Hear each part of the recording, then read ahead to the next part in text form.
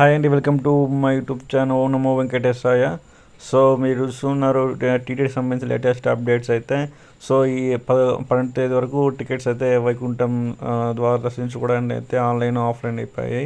So 13వ తారీఖు tokens అయితే 12వ తారీఖు ఇస్తారు, 14 సంబంధించి 13వ తారీఖు ఇస్తారు. ఇట్లా ఒకరోజు ముందే టోకన్స్ ఇస్తారు. సో ఎటువంటి కంగారు లేకుండా మనము తిరుపతికి వెళ్ళి టోకన్ తీసుకోవచ్చు. కద్దోస్ కూడా ఏం లేకుండా ప్రశాంతంగా టోకన్ తీసుకొని సోమవారం దర్శించుకోవచ్చు.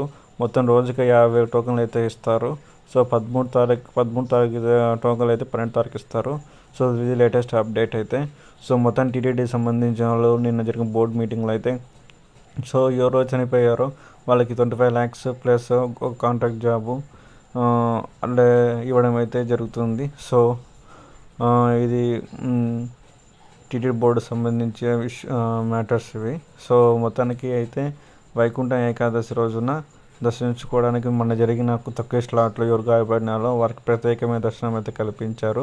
సో ముఖ్యమంత్రి వారు వాళ్ళకి ప్రత్యేకమైన దర్శనం కల్పించాలని తెలియడం జరిగింది. సో సో ముఖ్యమంత్రి గారు చెప్పిన పరంగా భక్తులందరికీ దగ్గర దర్శించడం అయితే జరిగింది.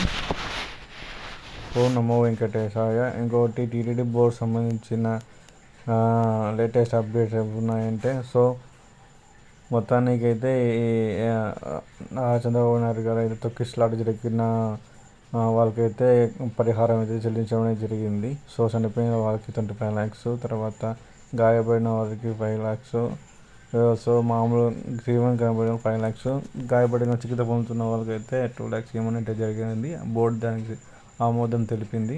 సో మొత్తానికైతే ఈ టీటీడీ వాళ్ళు అన్ని ఏర్పాట్లు అయితే వైకుంఠ ఏకాదశిన చక్కగా చేశారు.